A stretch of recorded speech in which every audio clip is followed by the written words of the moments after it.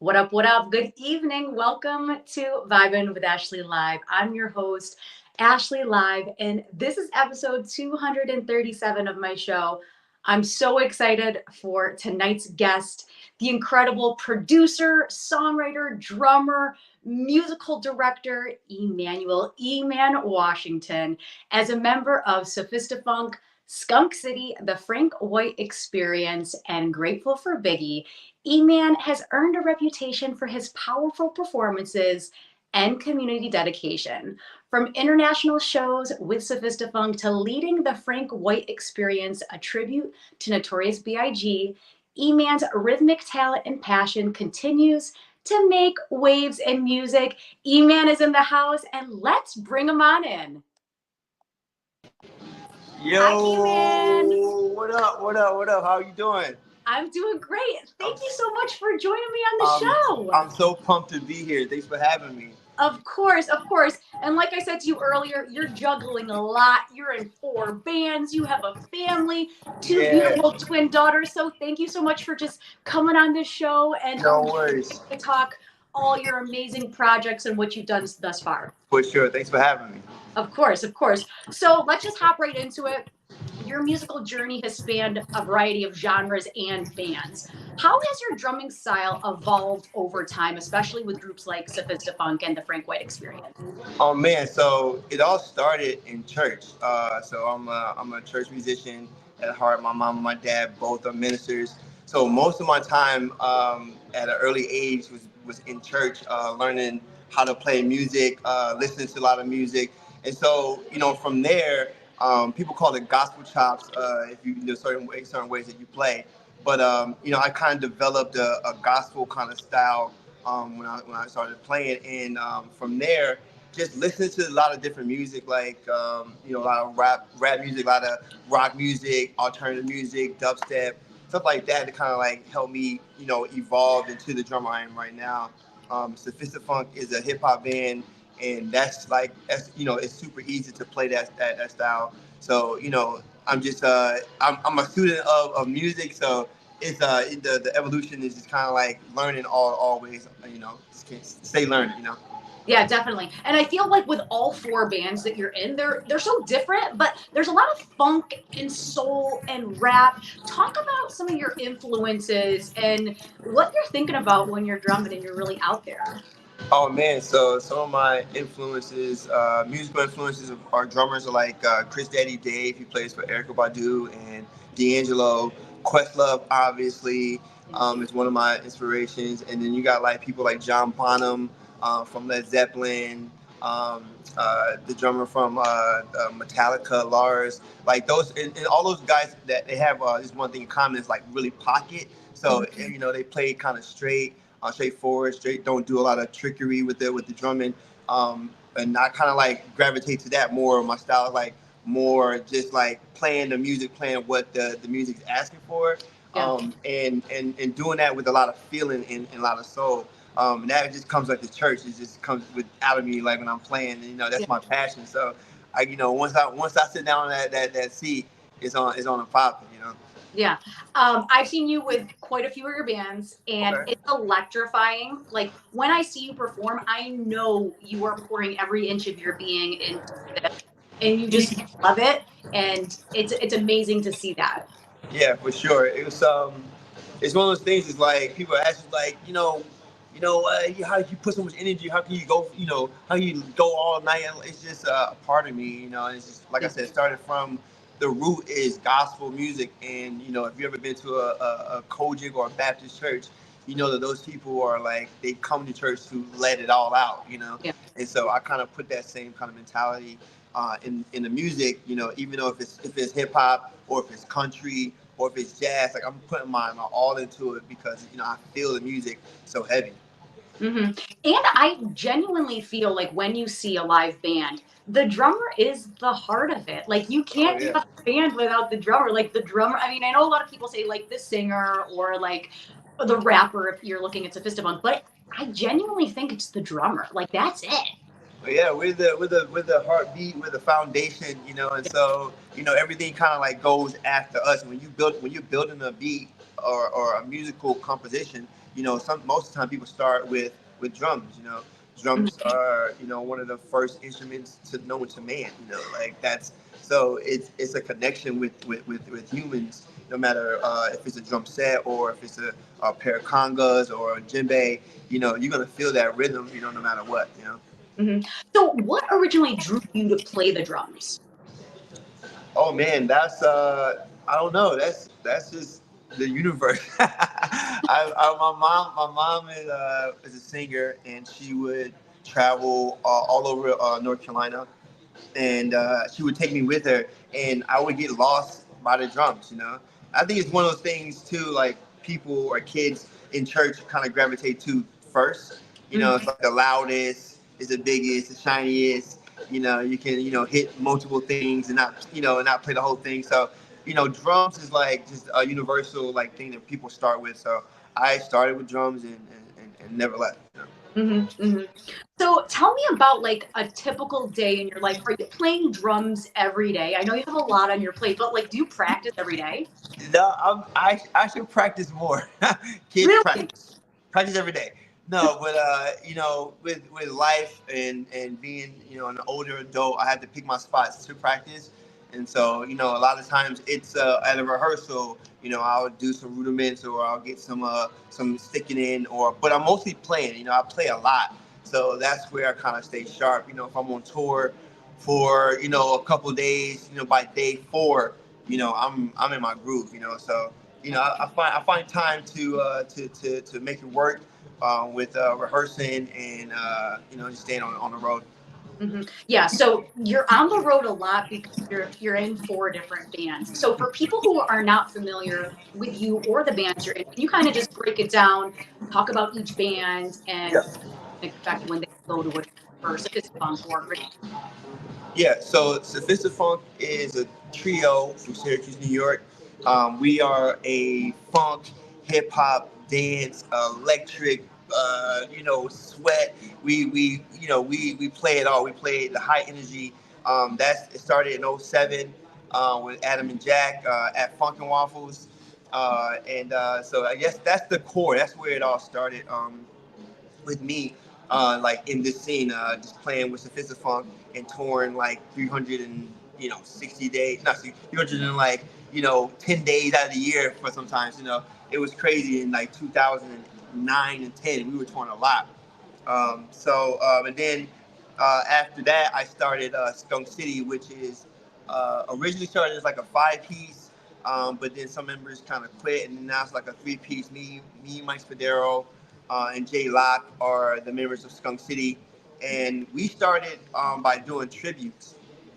And so when I got off the road with Sophistafunk, I was always looking for something to do or some way to be like a part of the Syracuse music community. And the best way I found out to do that is by doing tributes to artists who I knew that people wasn't doing regularly around here. Like people do Grateful Dead a lot, and you have like the you know other tributes that people do like Pink Floyd, stuff like that. But people wasn't doing like James Brown around here or Beastie Boys or Michael Jackson or Prince. So we did Skunk City did all of those tributes, and we started off as a tribute kind of band, and then. Uh, and then Frank White came after Skunk City did the tributes. I was looking for another tribute to do that I thought that would be dope on the road. Mm-hmm.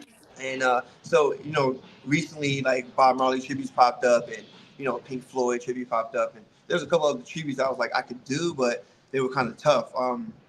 But I luckily ran into one of my good friends, Scribe to God, in Rochester. He was doing a show, and he was rapping every hip hop song, verse from verse, verbatim. I was like, yo, bro, like you're killing it.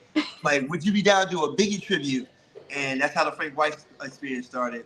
Yeah. And so from there, we started the Grateful for Biggie. And that's just a mashup for Grateful Dead, and Notorious B.I.G. It started off as a Halloween project and became like one of the things that we're going across the country with. Yeah. Yeah. I'm out this mad dry of water. Okay, guys, hang tight. We are live.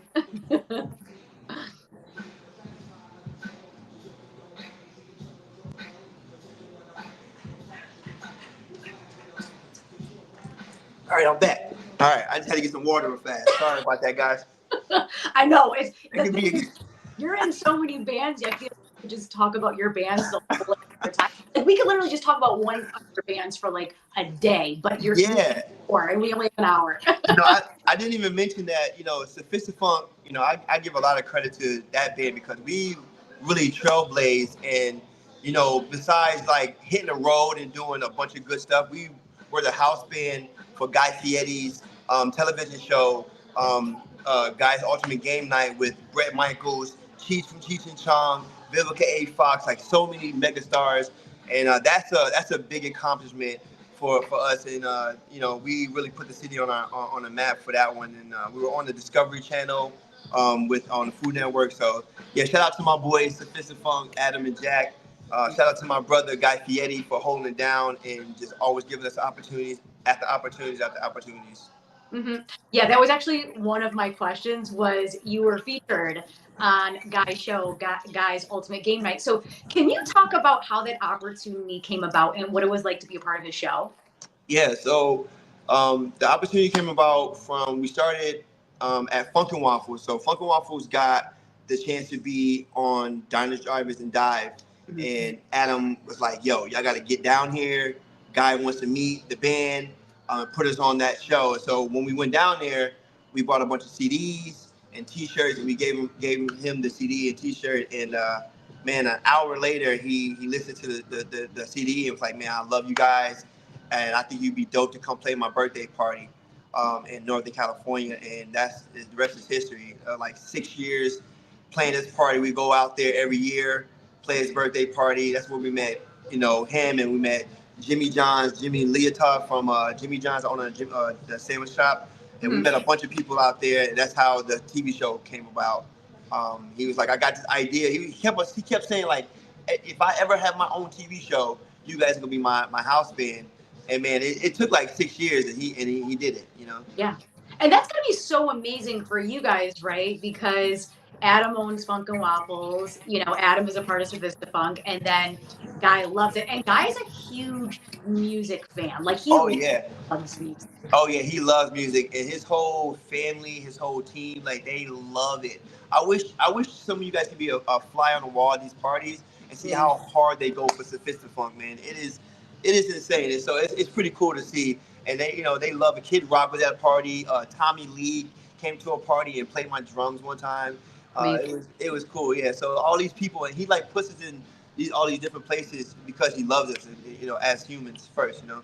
Yeah, and I think it's cool that he came and he did Triple D at Funkin' Waffles, right? Because when you do a show like that, you put a restaurant on the map. And so for Adam to be a part of the band, I mean, usually when you go to a restaurant, it's like, oh, I own this restaurant and that's it. But like for the owner to be a part of such an amazing band. Yeah, it was dope. It was dope. Adam, he's killing it with Funkin' Waffles and could have just kept it on to himself or kept it focused on Funkin' Waffles. But we're a family, and it's all kind of tied together. We started he started Funkin' Waffles around the same time we started Sophistafunk.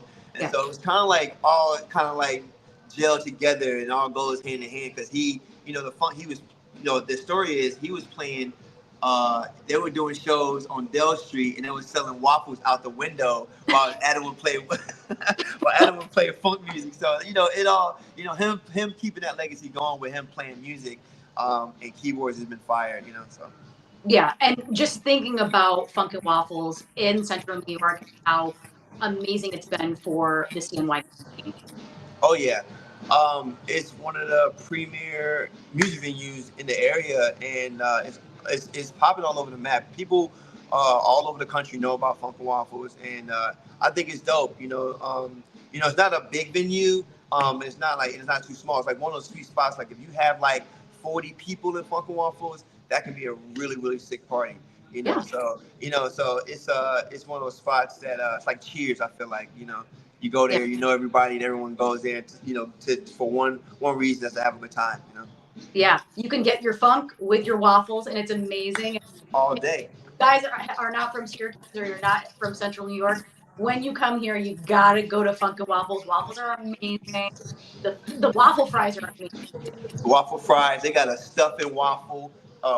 Thanksgiving waffle. We put the stuff. They got stuff in the waffle with the cranberry sauce, mashed potatoes, turkey. It's insane. The chicken and waffles out of this world, man. It's crazy. And they have music all the time. Yes, all the time. All the music, all the time. It's like Thursday, Friday, Saturday. Definitely, they have Grateful Dead on Mondays. They have the Jazz Jam on Sundays. So you can go find music at Funk Waffles anytime. Yeah, Sure. definitely. So let's talk about some of the shows and festivals that you've been a part of. What have been like a couple memorable live performances for you, and what made it stand out? I guess I'm gonna say it has to be the one with the guy being on TV, because that was kind of like a dream come true. You know, being a musician, you want to be at the highest level and do things at the highest level. And I feel like that is the highest level. So we got a chance to see the backdrop of it. The behind the scenes. Really seeing a guy come in and being like, early, 7 o'clock in the morning, like on it, like on it, and so that's the inspiration for me to like, has a team of like, 80 people, and he's giving them a pep talk, at 8 o'clock in the morning, and the pep talk is getting people fired up, and so that performance, that show, was the most memorable for me. Mm-hmm. And wait, so you guys taped at like 8 in the morning? Oh yeah, it's like call. It's like 7 o'clock. Call. You get in the meeting with the dress in the dressing room, and then we start recording around 8 o'clock. Yeah, it's Which like a is full day. which Yeah. is crazy for musicians because you usually start your day at 8 p.m. So to like 8 a.m. ready, like I feel like Guy doesn't sleep, and he's one of those dudes like he just wakes up and he's ready. Oh yeah, I'm ready to go, man. It's so inspiring to see, and so yeah, it take a little adjusting to get to the time, but man, I at any time I'll play music, so I'm ready to go. Like 7 o'clock in the morning, 5 o'clock in the morning, if I got to play. There's another show that was dope. At Grassroots in Ithaca, Mhm. we played a late night set, and it rained right before our set. Rain before our set, and we had to like postpone our set, and we were opening up for playing after John Brown's Body, which is a huge reggae band Mhm. in Syracuse, in New York, whatever. But that show, it rained. We thought we was gonna get it canceled, and then they stopped the show. We got on and we played to like thousands of people who just like they stood in the rain waiting for us to play. It was great. Grassroots late night set, awesome. Heck yeah. So do you have any favorite cities or venues that you love to play to? Oh man, so I love to go into Colorado. I love going to those mountain towns. One of my favorite cities in Colorado is Telluride. Hmm. So it's so pretty. The mountains are surrounding the city, so that's one of my favorite spots. I love to go to Brooklyn. Brooklyn Bowl is fire. Um, I've played so many venues, and sometimes they kind of like they kind of melt together. But like Brooklyn Bowl is like one of those ones that they gave the Frank White Experience like our first shot. So I really think that place is fried chicken is fire too. Hmm. Yeah, Brooklyn Bowl is one of those spots. When it first was originated, people didn't know what to do with a bowling alley, music venue, restaurant kind of thing. But Yeah, Brooklyn Bowl consistently books amazing concerts, and for them to give that chance to you, especially with the Biggie, with the Frank White Experience, it's yeah. amazing because Brooklyn is such a huge part of Biggie and some of the bands that you're a part of. For sure. And, they went out on a limb and was like, yeah, gave us a chance, and we sold a bunch of tickets out there, so it was cool. Now that gave us the opportunity to work with Little C's because he came to one of our shows at Brooklyn Bowl. Like the second show we played at Brooklyn Bowl, him and the executive director for Biggie's estate both like showed up randomly, and they were like, "Yo, we got to check this out. Like a Biggie tribute in Brooklyn. Like, what is going on?" And so Yeah. that Brooklyn Bowl, because they gave us that opportunity, we created a friendship and a brotherhood with Lil C's and Biggie's estate, and the rest is history. Yeah. So they just randomly showed up. They just randomly showed up. They saw a flyer, and it was like, "Yo, y'all doing a Biggie tribute in New York? I gotta come." Heck I yeah. gotta do it. Yeah. So it was dope. Perfect timing for what we're trying to do. And Wayne Burroughs gave us a blessing, and he was like, "Yo, this is fire. This is the best I've seen anyone attempt to do a Biggie song or a Biggie tribute in the last 25 years." So.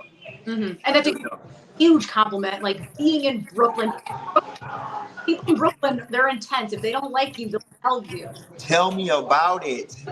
They do not play. It takes like 3 or 4 songs. They're like, Yeah. After the fourth song, like, okay, all right, we drop it to story to tell. They're like, okay, all right, you guys got it, you guys. Well, it takes a lot. It takes a lot to get those Brooklyn people to buy into it. But I respect that because that's their national treasure. You know what I'm saying? Like Biggie was special to that city. He put that city on the map. So, to have people give us a blessing from Brooklyn, and for his own little brother to be like, yo, this is fire from Brooklyn is sick too. So yeah. Definitely. Which actually brings me to my next question was, you've worked with legendary rappers like Lil Kim, Lil C's, Rakim, countless others because of these projects. So what have you learned from collaborating with them? Oh man, I mean, these people work hard. That's what I get from everybody that I've collabed with or I've done work with. They work hard. Little Kim, she's a workhorse. 8-hour rehearsal before, the day before, come in, do the show. Like it's all work. People are just putting their best foot forward and doing what they love. So that's what I take from it. Like anybody I collab with, I'm seeing how hard do you work, how hard are you going for it, and I take from that. Mm-hmm. Yeah. And then there's always somebody like outworking the other person. So you just got to like work harder because you're like, that person just put in a 9-hour day. Yeah.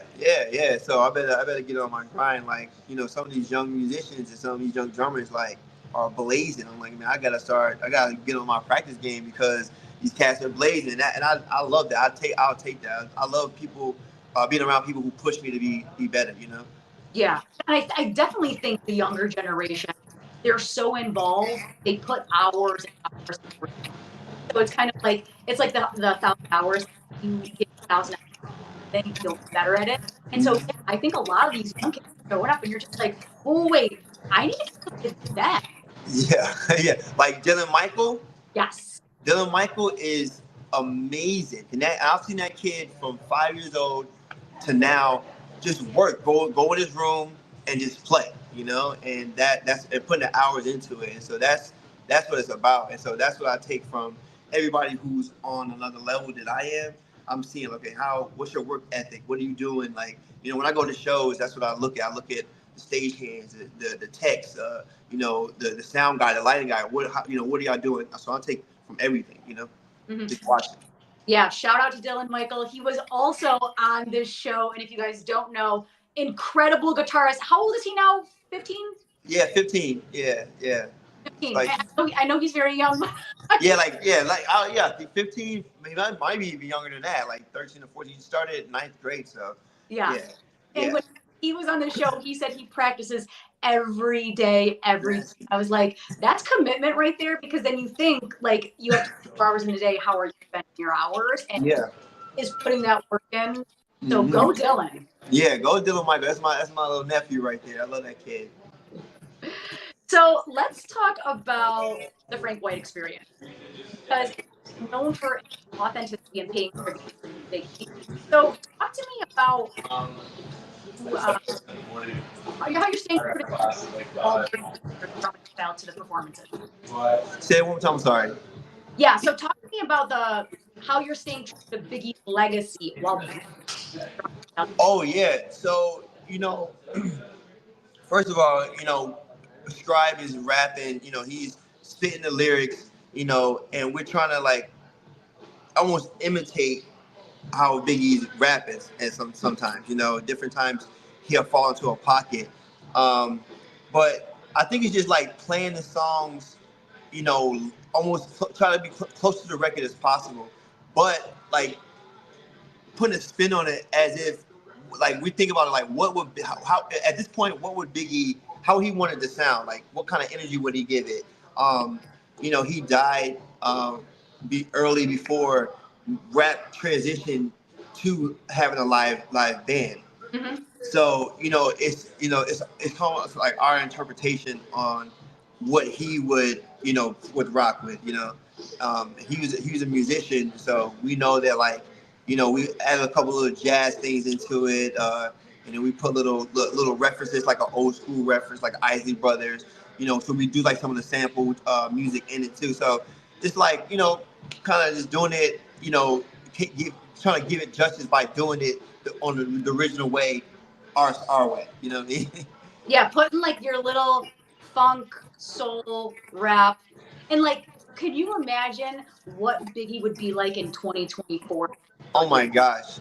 Right? I think Biggie would be like, he would be bigger than Jay-Z, Tupac, everybody, because I think he was musical. He was like, he had like a musical ear, like, like someone like Pharrell Williams or, like a rapper like that. So he tapped in, like, even Kendrick Lamar now is like diving into like jazz and like that type of genre. So I feel like Biggie would have definitely been like on some jazz stuff, like like or like some other musical kind of vibes. Yeah, he definitely would not touch auto tune. Definitely Oh not. No. no. He thought he could sing though. He thought he could sing. He thought he was a good singer. There's tracks if you listen to like Sky's the Limit. Yeah. They tucked his singing vocals like right underneath. So there's a part it like comes out, and Biggie could sing a little bit. He had a little voice. Yeah. R.I.P. Biggie. I just feel like he was taken from us so soon. Like, you think about his life and what he accomplished in such a short time, and you're like, he was just amazing, and he should still be. Yeah. God rest his soul. He was definitely taken away from us too early. Young man. I think he was 24 when he died. Which is wild, That's right? crazy. Yeah, he was young. That's young. That's like Yeah. 3 years after celebrating your 21st. Like that's young. Mhm. So, but he what he left for us is golden. I feel like it's my mission as a student of hip hop to do something like this for hip hop. And a lot of rappers don't rap other people's raps. Yeah. So that's kind of like not a thing that people do in hip hop. So I'm blessed to have a partner like Scribe that's like, yo, we're gonna go right at this and pay tribute to one of the greatest, and is keep his legacy alive and be a part of that. And anything I can do to keep hip hop, in that vein, I'm there. Yeah. And thank you for all you do, because you're not only a big fan, but you're a fan of all genres of music. Like, I know you do a lot of like NERD, which is amazing because I feel like what you said earlier, like, you're playing music that people don't really hear a lot, and they the original. So I remember one time I was out and I heard you guys, and I was like, oh my god, he's doing NERD. That's awesome. Yo, Pharrell Williams is actually a drummer. He's like the first Anderson .Paak. Like he plays Yeah. a lot of that stuff. So that's my guy, man. Pharrell Williams. That stuff I grew up on. Like when I was sitting in my house and watching MTV and Rockstar came on, that intro. Dun, dun, dun, dun, dun, dun, dun, dun, dun. I was like, yo, what is it? As a drummer, I'm like flipping out. I'm like looking at my friends on the couch, like, yo, do y'all hear this? Everyone's like, I don't know what you're talking about, bro. I'm like, yo, this is crazy. So yeah, like stuff like that, I kind of gravitate to. So shout out to Pharrell, yeah. Yeah. When he came out with Rockstar, and I'm thinking of that song, it was rock, it was rap. Nobody did what he was doing. Nobody could even touch him at that point. Yeah, it was like skater hop, skater hip hop, like this grunge, like this really rough, sound, like live drums with like synths and live bass. So they were really like pushing the envelope with their sound. And so that type of stuff I just gravitated to as a young musician, growing up in Tennessee. I was always listening to stuff like that. So. Mm-hmm. And you also mentioned another drummer, which some people need to be put onto if they're not. Anderson .Paak. Yeah, he's the GOAT right now. Yeah. He can't miss. He's batting 100, 1,000. Yeah, it's just like that drummer. All drummers can sing. Don't sleep on drummers because, for me, I remember being in church, and that's how I learned the songs. So there'll be times where I could sing all the parts to everyone's, you know, uh, uh, uh, you know, song because I that's how I learned the music. So shout out to singing drummers. Another singing drummer is the guy from the Eagles, Yes. Hotel California, Yep. singing drummer, killing it. Yep. So yeah. Good stuff. So let's talk about you being a part of the Syracuse music scene because you've been in Syracuse for a little over 2 decades, correct? Yeah, I moved here like 2000. I moved back at like 2003, and my first gig was at Dinosaur Barbecue with this band called the J Project. Rest in peace to Jeff Houston for giving me my first gig ever. 21-year-old. I remember pounding like 8 Red Bulls, thinking I needed like more energy. So like all the songs are like BPMs are on like 135 to like 150. They're like, slow it down. So yeah. So shout out to Jeff Houston for giving me my first gig at Dinosaur Barbecue. Yeah. hmm So how has the local music scene changed and evolved? Oh man, there's been more bands coming up and more bands staying consistent. I feel like, there before my era, before I got into the scene, I know there were a lot of older bands in Syracuse that I didn't know about, like the Black Lights or After Effect, or there's other people who played, but there are a lot of like other touring bands that coming out of Syracuse, like Root Shock hmm and people like Sophistafunk and stuff like that. So I think it's more people eager to start bands and to try to create projects. So I feel like in the time that I've been here, I've seen more people do bands and more venues open up. People coming out to shows more. So yeah. hmm let's talk about some of the community involvement in Central New York because that's what you're known for. Can you talk about some of the initiatives or events that you're passionate about? Oh, I'm passionate about kids. I love children. I love teaching. So my wife is a school teacher, and we met at this place or this organization called Peaceful Schools, and we worked at Dr. King. hmm So I love working with children and working with social emotional learning. That's one of my passions. Also, I also love cannabis. so so like so different, but yeah. I've been I haven't been able to get into like a lot of like local organizations doing a lot of work, but like Peaceful Schools is one of the ones that I worked for like 5 years, and that kind of like got my feet wet with teaching. And I used to teach music, hip hop with social emotional learning on the back end of it, and drumming with social emotional learning on the back end. So yeah, my passion is, and one of my other passions working in the community is like working with children.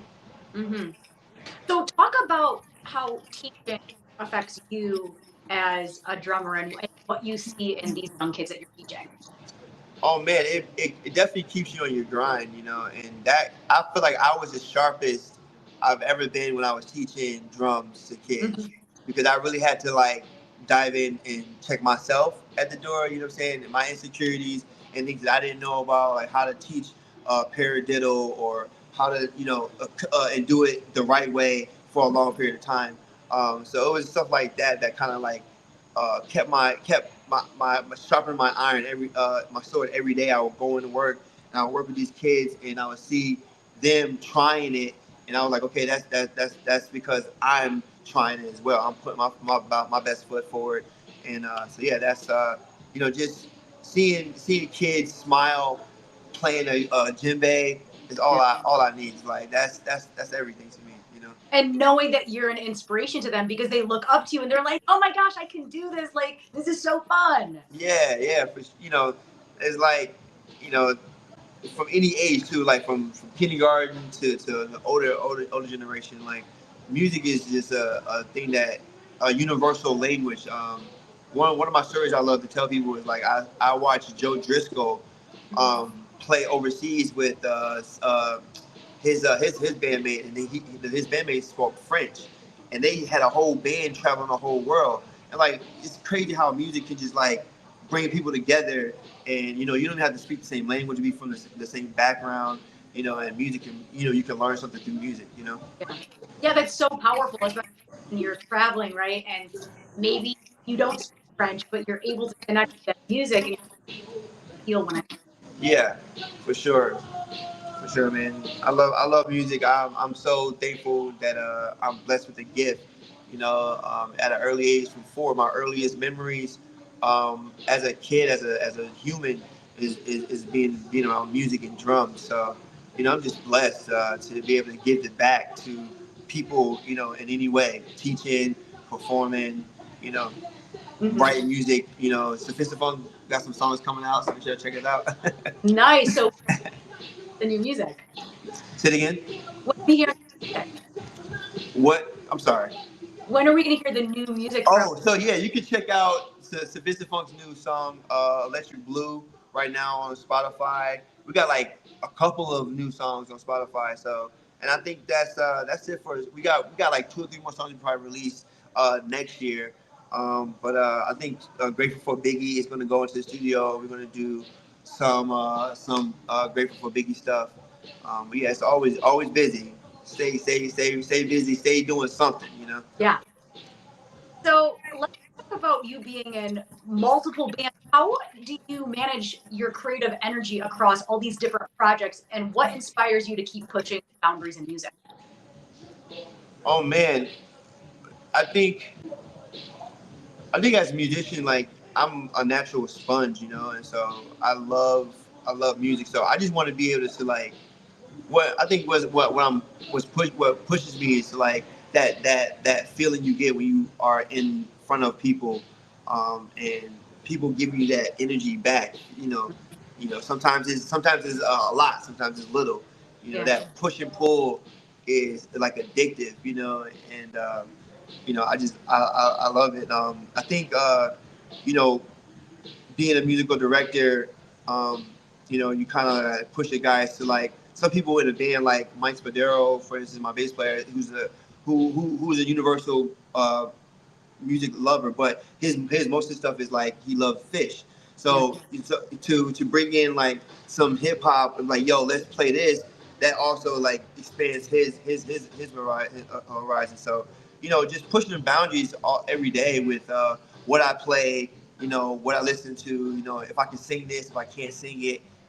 Like that's one thing too. Like being a singer and a drummer, like I'm always trying to figure out what I can sing and what I can't sing and play. So Hmm. So, who are you listening to musically? Like when you turn on Spotify or you're like just hanging out, what are you digging? Anything like any local people? Like what kind of music are you into right now? oh man, I listen to one of my favorite artists is Van Hunt. Oh, amazing. Yep. Van Hunt is one of my guys. Like I love all of his albums, and so that's like my late night driving music when I'm on the road. I'll pop some Van Hunt on. Little Dragon Mhm. is one of my favorites. I listen to Little Dragon. I go back and I listen to like old Outkast. That's like my go-to. Like Yeah. Aquemini. I recently like started digging in on the Speaker Box and Love Below album, Yes. and that album has so many gems. Like some of those songs that's not popular are like, oh my god, the production, it was so crazy. So yeah, like Outkast, Van Hunt, Little Dragon, um, and one of my OBS sound system from Hmm. France. So yeah, I go listen from some sound system vibes. John Brown's Body is like the morning listen. I put some reggae on in the morning, just vibing out. So yeah, I all across the board. Hmm. And thank you for bringing up Speaker Box by Outkast because I remember when that album came out. It was, and for people that don't know, it was Outkast, but it was Andre 3000 did one album and Big Boy did the other, and it was amazing because we're used to seeing Outkast together, and then they just did their separate things, and they were just kind of able to go in their own directions. That album is amazing. I That album is so sick. in its entirety. Yeah, that album is so sick, and they were already my favorite group with the first albums that they did.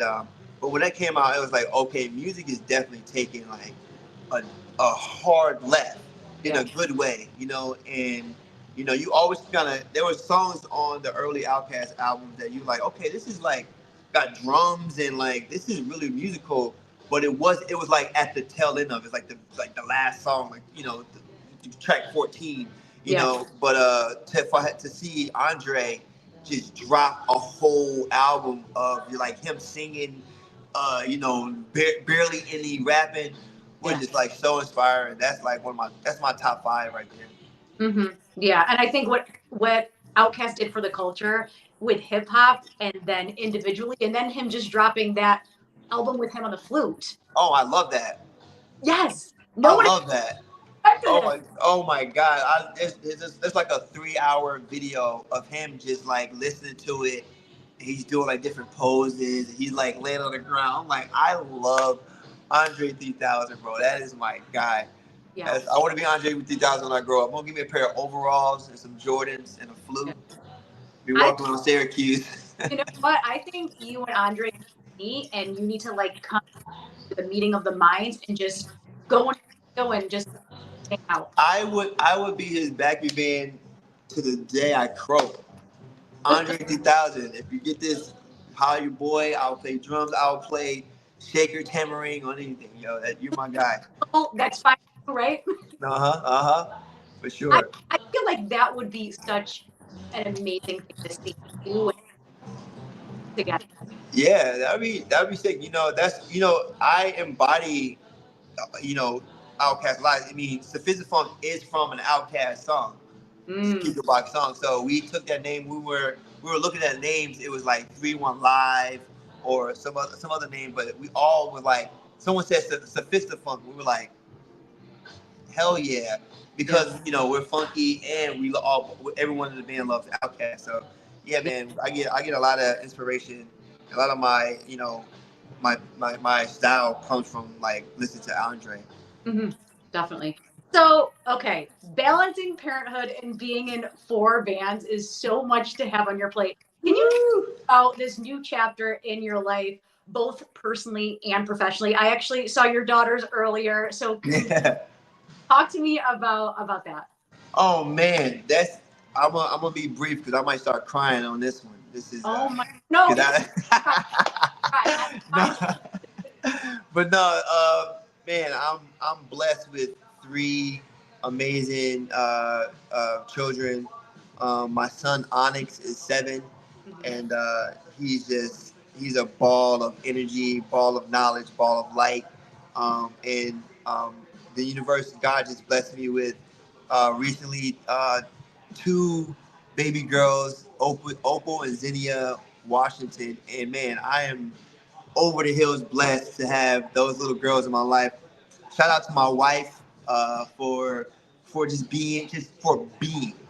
You know, carrying one child is crazy, but carrying two kids as babies is a lot. And so, I respect her, honor her through all this more than anything because she's just been incredible, and so I'm lucky to have her. And so yeah, it's a balance. It's like it's one of those things that I almost like did to myself because I am by far a family man. Like as a kid, I think I told my mom and dad that that's what I wanted. For Christmas is a family. To have a wife and children. So I feel like that's it's the driving force of what I do. After you have kids, it's another level that clicks on, and you want to work and do for as much as you can for those children. So I'm blessed to have that, and I work hard for my family, and that's my main drive. That's what I do for my family, my wife, and my kids, and yeah, that's that. I'm about to start crying, we don't, okay, but I do love it. I appreciate being sensitive and being so vulnerable with me. So thank you for that. Yeah, no doubt, man. It's we. I wouldn't be able to do what I do if I didn't have the support of my family. Yeah. And so yeah, on that end, I'm super blessed to be a father, to be a husband, and to be a bandmate. So yeah. Hmm. So talk to me about how you handle your mental health. balancing all these things? Oh man, that's a good question. I feel like I smoke a lot of weed. First, I smoke a lot of weed, but yeah, I don't, that's yeah. Just I guess just staying grounded.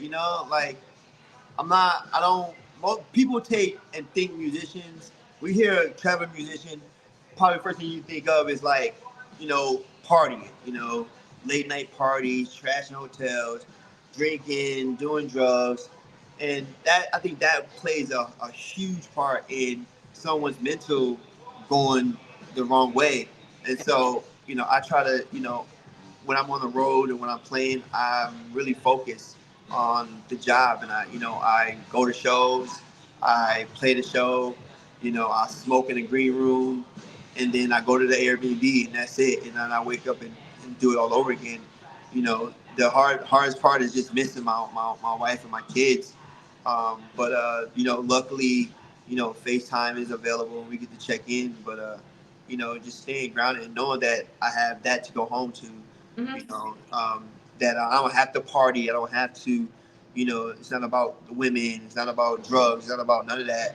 It's about playing music and expressing myself and being able to use my gift that God gave me in the way that I'm supposed to do it, and know my boundaries. So with that, I feel like I have having my head on straight, having a good crew, actually my wife, to holding me down, that put you in place, that's the name of the game. So that helps me with my mental. I pray a lot.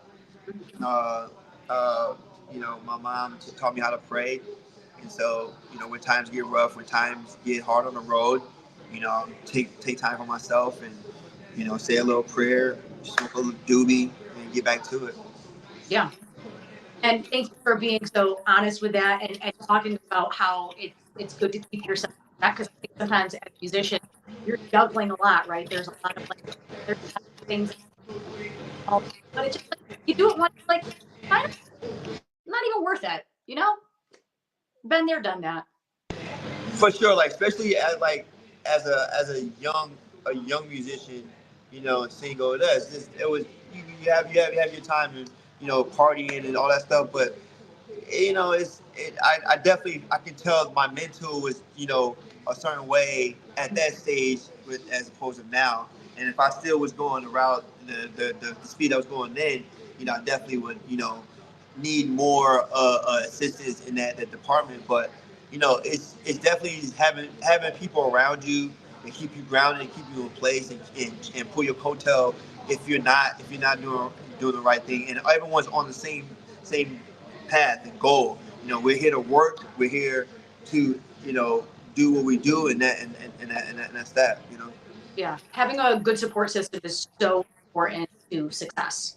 100%, 100%. And I wouldn't be able to do this without my manager, Ian LaRochelle, for just holding it down and always holding me down. He called me today at 7 o'clock. No, it's like 6:58. You gonna jump on that sound check? I'm like, yeah, bro.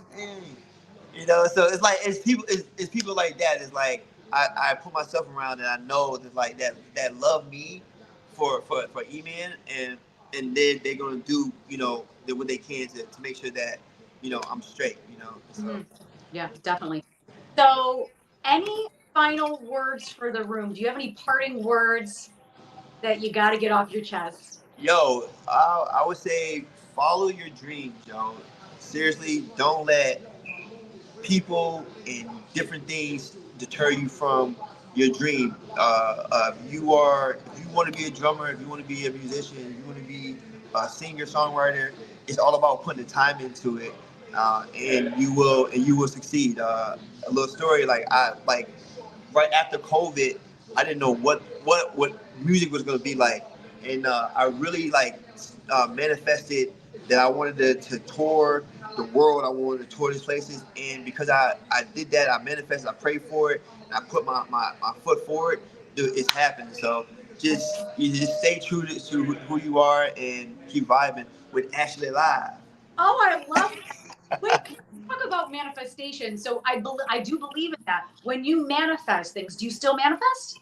Yeah, yeah. Oh, yeah. That's definitely a part of who I am. To like, be like, yeah, I want this, and I know the universe has it for me. So Yeah. I need to take some time and just, take some time and just kind of like zone in. This the Frank White experience with Little C's, with Little Kim, are all like manifestations from the group of us. I mean, like, yo, this is what we want to do, and at 4 o'clock in the morning, boy, you say your prayers because it's gonna happen. So. Yeah, definitely. We can talk about that all day. That's Yeah. yeah, because it's a part of this is a part of me. Like my mom is a prayer warrior, and she will, pray, for things. I've seen her pray for things, and things happen, and things change. So I do believe in the power of manifestation and prayer and fasting and setting intentions and thinking about it and going for it. Yeah, and that's so powerful because I think when you say things and you write things down, or you're putting it out to the universe and it comes back to you. 100%. Awesome. 100%. So for the beautiful people watching right now that want to support you, Eman, because I know you have so much going on, how do they support you? What do you recommend for them to do? So go to any of my bands, Facebook and Instagram, drop a like. At the very least, go listen to our music, buy merch. If you come to a show, buy some merch. That helps us put gas in the tank and we drive from city to city. But at the very least, just follow us. Follow what we're doing. Tap in to Sophistafunk. Tap into Grateful for Biggie, Frank White, and Skunk City. Come see some shows. That'll be a good thing to do. Yeah. We have October 26th. We're going to be at Middle Ages with Root Shock. Sophistafunk is playing a party Halloween. So Skunk City will be at Funk and Waffles on Halloween as well. So yeah, I'm doing stuff around the city always. So come check me out. Lots of cool shows coming up. So guys, if you're in CNY, Syracuse, go see Eman with one of his bands. And even if he's not, he's probably coming to a city near you. Yes, we're going to. I'm actually this Saturday. I'm gonna be in Cleveland, and this Sunday I'm going to Nashville, Tennessee, and then from Nashville we're doing Knoxville, and then Louisville, and then we're back home. So all my friends, all my peeps out in Nashville and Cleveland, come check us out. We're pulling up. Good stuff. Well, thank you so much for joining me this evening, Eman. This was so much fun. Guys, if you don't already, please make sure to follow Eman and all of his bands.